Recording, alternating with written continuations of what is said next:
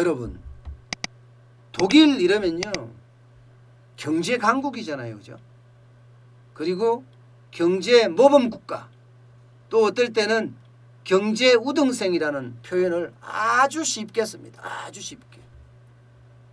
저도 독일을 이야기할 때 대한민국의 어떤 제조업 모델은 독일을 닮아가야 한다. 독일의 모습을 닮아가면 우리 제조업도 중국의 물량 공세에도 살아남을 수 있고 일본의 기술 공세에도 살아남을 수 있다고 제가 여러 번 말씀을 드렸습니다. 그 정도로 독일은요 제조업에 대해서만은 엄청난 고민과 엄청난 지원을 아끼지 않습니다. 아마 독일이 유럽에서 최강국이 된 배경도 그런 거 아닌가 싶어요. 게다가 이분 말입니다. 이분 앵겔라 메르켈 독일 총리 말입니다. 야, 이분이요 참 오랫동안 하죠. 독일 총리만. 그러면서요 독일이 전 세계 제조업의 허브다. 세계의 공장이 중국이라면 기술의 공장은 독일이다 하는 것을 몸소 만들어낸 장본인이기도 저는 하다고 봅니다. 그런데 이번 코로나19에 대한 대응책도 굉장히 다릅니다.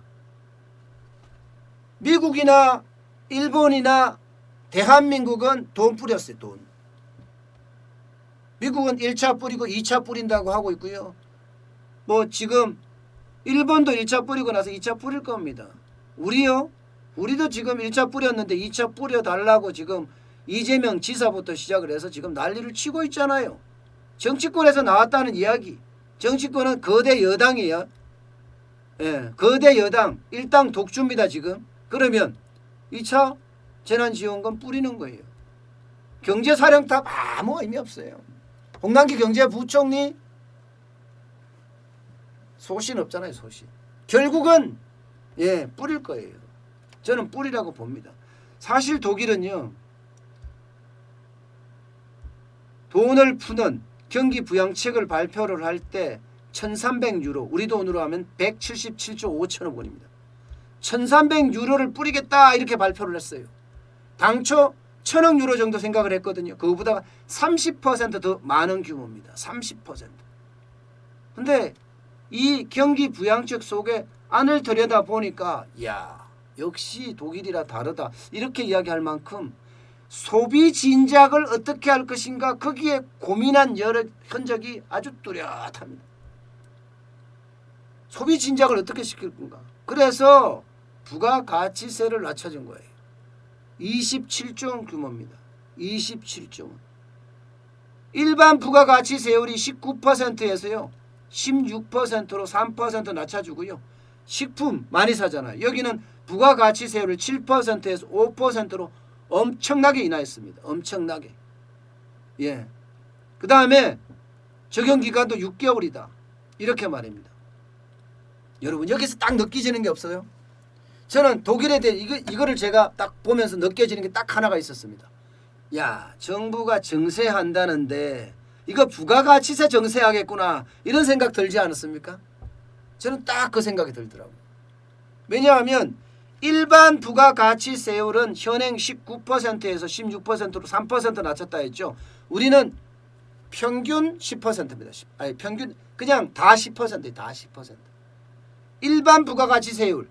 그러면 이게 특수한 거는 낮추고 그죠?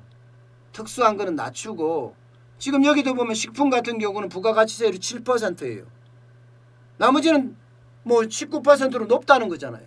그래서 부가가치세 차등화하면서 세금을 올리지 않을까. 예, 저는 그런 생각이 많이 들어요. 정세 논의하고 있는데 정세할 거예요. 할 수밖에 없어요. 세수 펑크가 저렇게 나는데 정세 안 해요?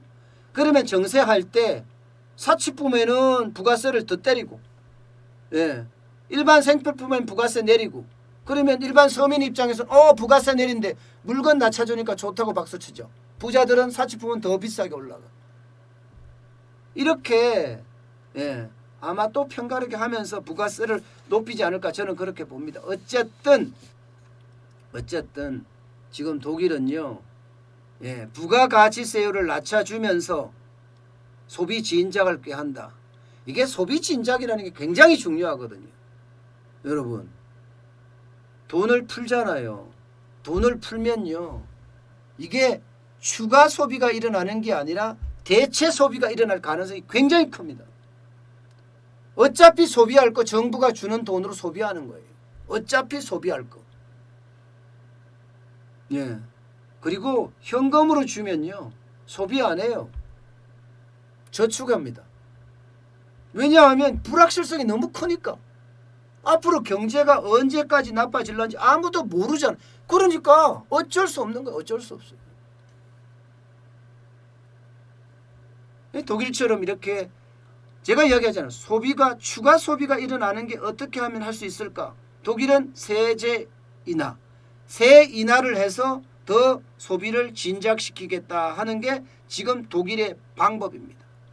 그러면서요, 저는 독일의 이번에 코로나19 부양책을 보면서 왜 우리는 저렇게 못할까 하는 그런 아쉬움이 너무너무 많이 있어요. 어쨌든 소비 진작을 효과적으로 시키기 위해서 아주 제대로 된 방법들을 찾습니다. 전기자동차 보조금 팡팡 줍니다. 전기자동 보조금. 이러면 이게 두 가지 효과예요.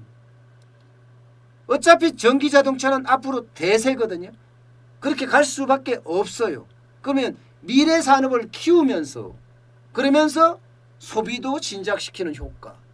두 마리 토끼를 잡잖아요. 네.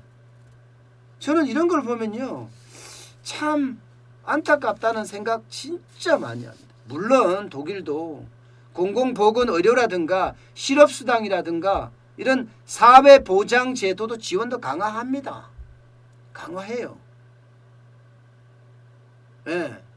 또 하나, 친환경 에너지의 요금이나 합니다. 친환경 에너지 요금이나. 중소기업 지원 아주 많이 늘립니다. 돈을 안 풀었던 건 아니에요. 풀긴 풀었어요. 어떻게 풀었느냐? 아동 한 명당 300유로. 아동 한 명당 300유로. 야, 저는 이걸 딱 보니까 참 기분이 참 묘하더라고요. 역시 독일답다. 저는 그런 생각을 참 많이 했습니다. 어떻게 하면 소비를 진작시킬 수 있을까? 여기에 핵심 키워드를 두고요, 경기 부양책을 쓴 겁니다. 우리는요, 표 받으려고 그냥 뿌려대는 거야.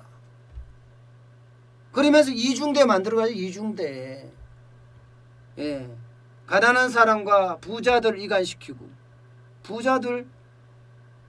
저는 부자는 그 나름대로의 엄청난 노력을 했기 때문에 부자가 됐다고 생각을 합니다. 그런 부자들에게 돈 쓸 수 있는 기회만 줘도 되는데 돈 쓴다고 또 난리야. 돈 쓴다고도. 앞으로 모르겠어요. 이게 코로나19가 장기로 가잖아요, 여러분. 그게 굉장히 위험한 겁니다. 우리에게는요. 장기로 간다는 게. 국가는 비어가고 세수는 줄어들고 결국은 자꾸 부채만 늘어난다. 이 생각밖에 들지 않는 것은 왜일까요? 독일처럼 적재적소에 돈을 쓸 수 있는. 독일은요, 오랫동안 재정 흑자를 이루어왔던 나라예요. 재정 흑자. 재정 적자가 아니라 재정 흑자를 오랫동안 해왔어요. 우리는 적자가 심각하고요. 지금 현재까지만 하더라도 재정 적자가 5.8%죠. 마이너스 5.8%. 112조 원인가요? 112조 원. 참 답답하네요. 이게 포퓰리즘이나 어떤 인기 영합주의로 가잖아요. 결국은 나라를 말아먹는 꼴이 됩니다. 이거 제어할 수도 없어요. 한번 돈 받아먹고 나면 너무 익숙하거든요. 돈 받는 게. 어쨌든 나라가 조금 합리적으로 적재적소에 돈이 뿌려져서 다시 한번 내수가 진작돼서 경제가 잘 잘 되기를 다시 한번 기원해 봅니다.